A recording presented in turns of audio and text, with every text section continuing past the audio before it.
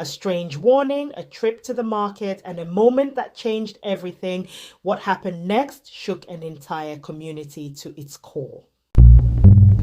Eve woke up with a knot of unease tightening in her stomach.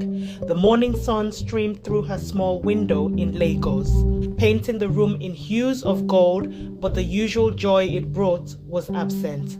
A strange premonition, a heavy feeling of dongo settled over her. She was a hard-working seamstress, and today was market day, crucial for buying the vibrant Ankara fabrics her customers loved. Yet the feeling persisted, a silent warning against her usual routine. God, what is this feeling? She murmured, sitting up on her bed. Mama, I don't think I should go to the market today, she murmured, clutching her Bible. Her mother, Mama Ozzy, frowned. Nonsense, my daughter. You've been planning this for weeks. The fabrics won't buy themselves. Eve sighed, rubbing her arms. But I had a dream. Something bad? Dreams are just dreams, Mama Ozzy interrupted. Go, buy your fabrics and come back early. She prayed for guidance, asking for clarity on whether she should heed this unusual intuition or listen to her mother. Eve was a devout Christian and she trusted in divine guidance. However, the demands of her livelihood were pressing. She had promised Titi a new outfit by the weekend, and without the right materials, she couldn't deliver. After a period of silent contemplation and fervent prayer, the need to fulfill her obligations seemed to outweigh the unsettling feeling. Perhaps it's just nerves, she reasoned, resolving to be extra vigilant. The cocoa market was a vibrant chaos of sounds, smells, and colors. Hawkers called out their wares, their voices blending with the laughter of shoppers and the rhythmic chopping of vegetables. Eve navigated the crowded aisles, her eyes scanning for the best deals on Ankara. Despite her earlier apprehension, the energy of the market was somewhat infectious, momentarily pushing her unease to the background. She greeted familiar faces, her own smile a little forced, a shadow still lingering in her heart. She stopped at Mama Bola's stall, known for its quality fabrics and fair prices. As she examined the fabric of indigo and gold print, a commotion erupted a few stalls away. A woman's shrill voice cut through the market's noise, laced with anger and accusation. Eve paid it little mind at first, focusing on her selection. However, the intensity of the shouting grew, and a sense of foreboding returned, prickling her skin. Little did she know she was about to become the center of that unfolding drama. Suddenly, a well-dressed woman, her face contorted with fury, stormed towards Eve, pointing a trembling finger. You thief, she shrieked, her voice echoing through the stunned marketplace. I saw you. You took my money. Eve recoiled in shock, her mind struggling to comprehend the accusation. Madam, I don't know what you're talking about, she stammered, her heart pounding in her chest. I just arrived at this stall. The woman, whose name was Iyabo, was beside herself with panic. She had mistakenly picked up a similar-looking bag on her way out, leaving her shopping money behind.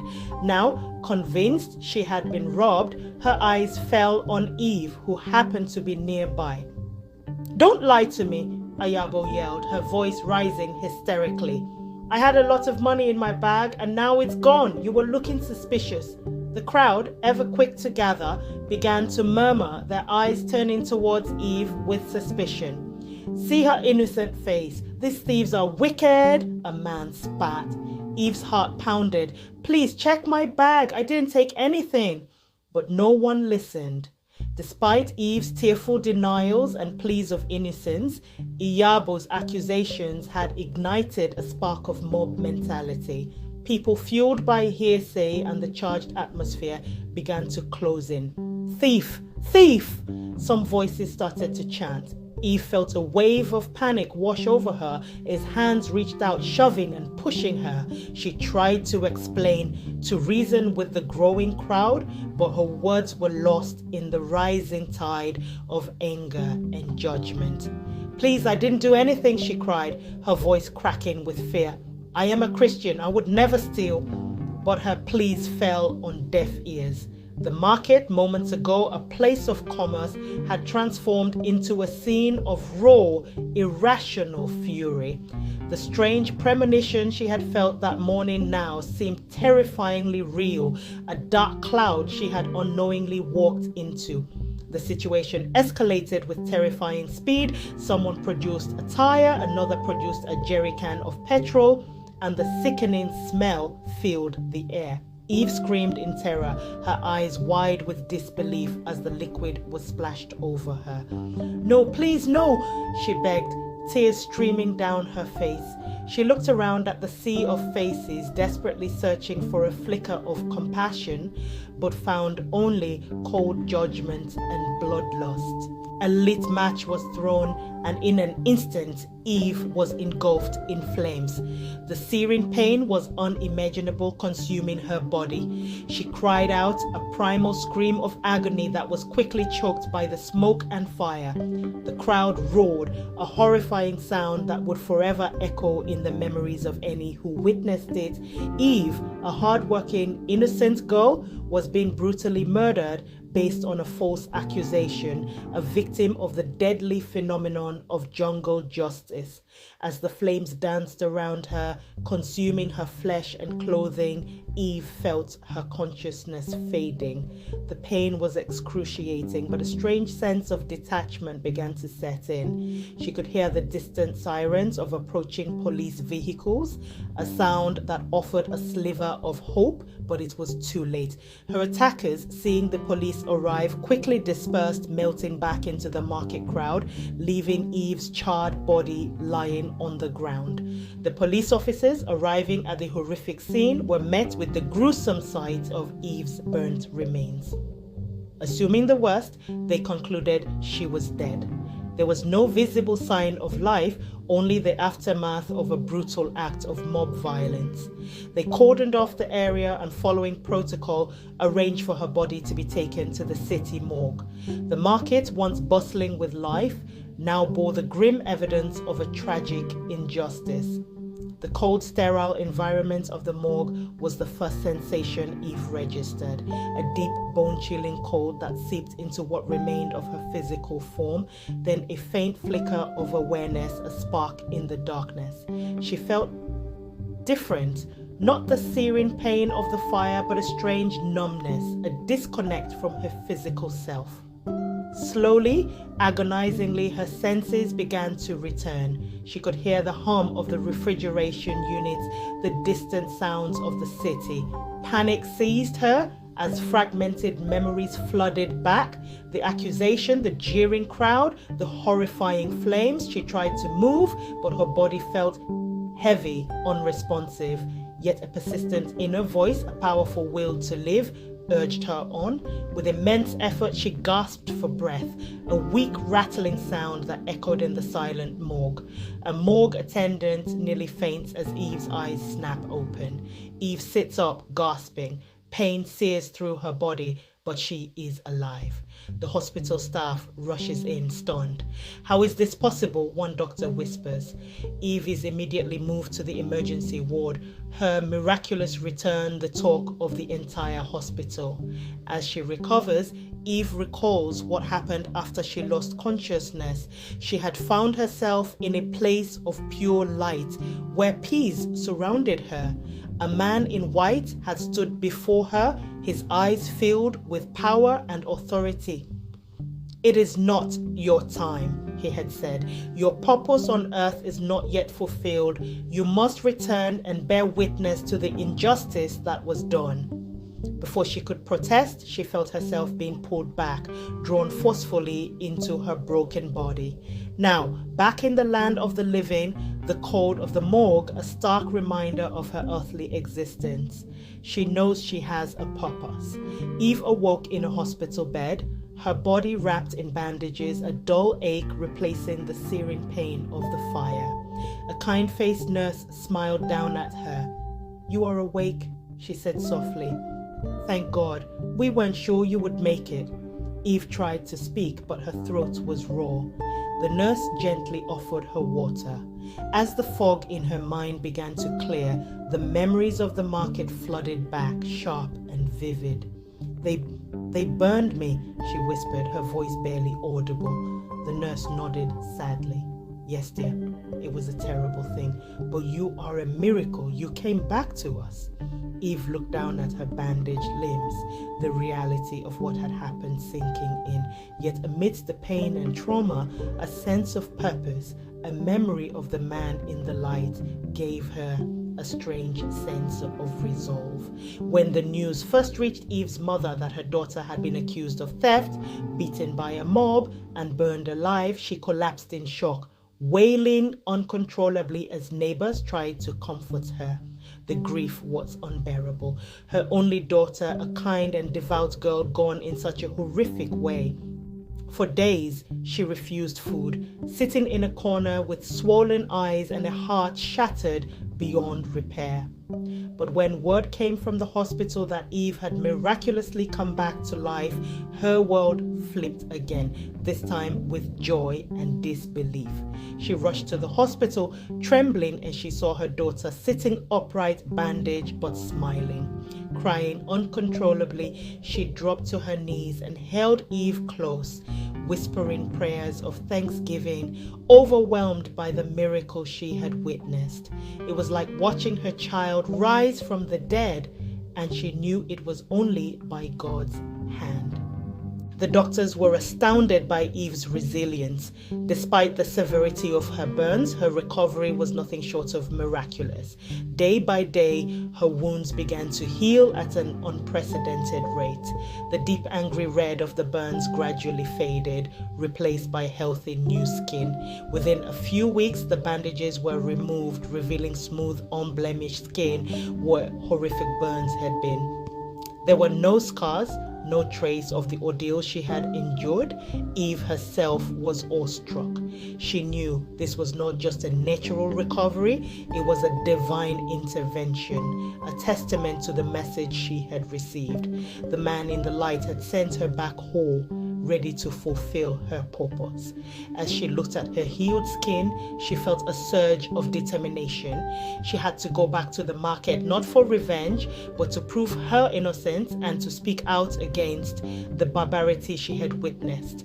Meanwhile, Eve's attackers found no peace. Each night they were haunted by terrifying dreams, visions of fire, blood, and Eve's tear-streaked face crying out for mercy. In their sleep, they were dragged by invisible forces into dark, otherworldly realms where blinding angels stood with whips of fire. One by one, the mob members were flogged mercilessly by these celestial beings, their screams echoing through the night. Confess your sin, the angels thundered, their voices like roaring winds. Innocent blood cries out. The men and women awoke drenched in sweat, trembling, their bodies aching from the phantom pain. Some began to fall sick with no medical explanation, while others saw Eve's face in every crowd. Guilt wrapped around their necks like chains, and many were driven to madness, unable to escape the torment until they found the courage to speak the truth. When Eve returned home from the hospital, her heart was filled with gratitude, but nothing could have prepared her for what she found in her bedroom. Lying neatly on her bed were the very dress and handbag she had worn on the day of the attack. But something was strange. There were no burns, no blood, no sign they had ever been touched by fire or violence. The dress was spotless, perfectly pressed, and the handbag looked brand new, as though it had just been purchased. Eve's breath caught in her throat. She called out to her mother in disbelief, and together they searched for answers. No one in the house had touched her belongings, and the hospital staff confirmed that nothing had been returned with her. Neighbors denied bringing anything, and the police had not released any personal effects. A holy silence filled the room as Eve stared at the items, a deep sense of awe washing over her. It was clear this was no ordinary return. It was another miracle, a divine sign that the God who saved her was still writing her story in ways no man could explain. The day Eve returned to Cocoa Market was unlike any other. A hush fell over the bustling crowd as she walked through the familiar aisles. People stopped in their tracks, their eyes widening in disbelief, some whispering in hushed tones. Many who had witnessed the horrific burning now stared at her, their faces pale with shock. They thought they were seeing a ghost who returned to haunt them. Eve walked with a quiet dignity, her gaze steady. She stopped near Mama Bola's stall, where she had been just moments before the false accusation. The air was thick with unspoken words, with guilt and fear. Some people averted their eyes, unable to meet her gaze, while others stared with a mixture of awe and terror. The vibrant chaos of the market was momentarily silenced by the unexpected return of the woman they had left for dead. A few brave souls, their curiosity overcoming their fear, cautiously approached Eve. Is it really you?" a woman stammered, her voice trembling. We saw." Eve nodded gently. "It is me," she said, her voice clear and strong, devoid of bitterness. "I am alive by the grace of God. I was innocent then, and I am innocent now." Her words hung in the air, a stark reminder of the terrible injustice that had occurred. Murmurs rippled through the crowd as people began to comprehend the impossible. The woman who they had believed was a thief, the woman they had set ablaze, stood before them, unmarked and alive.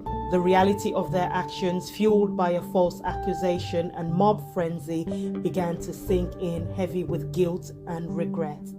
Eve stood on a makeshift platform, her voice resonating across the hushed marketplace. She spoke not of vengeance, but of the sanctity of life, of the importance of due process, of the destructive nature of jungle justice.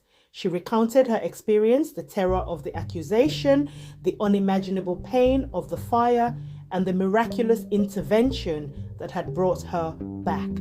"What happened to me was wrong," she declared, her voice filled with righteous conviction. "No one deserves to be treated that way based on mere suspicion. We must end this culture of violence, this rush to judgment. We must learn to listen, to investigate, to seek the truth before resorting to such barbarity." Her words struck a chord with many in the crowd, their faces reflecting shame and remorse. Miles away, in her own home, Ayabo was consumed by guilt and torment. After returning from the market that fateful day, she had frantically searched for her missing money. It was then, tucked away in another bag she had intended to use for a different shopping trip, that she found it, the full amount untouched.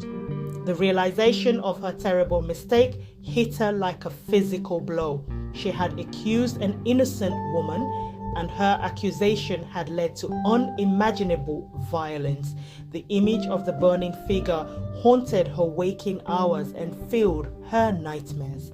She knew she had to confess, to take responsibility for her actions, but the fear of the consequences, of the anger of the community, and the potential legal repercussions held her captive in a prison of her own making. Days turned into weeks, and Iyabo remained trapped by her guilt.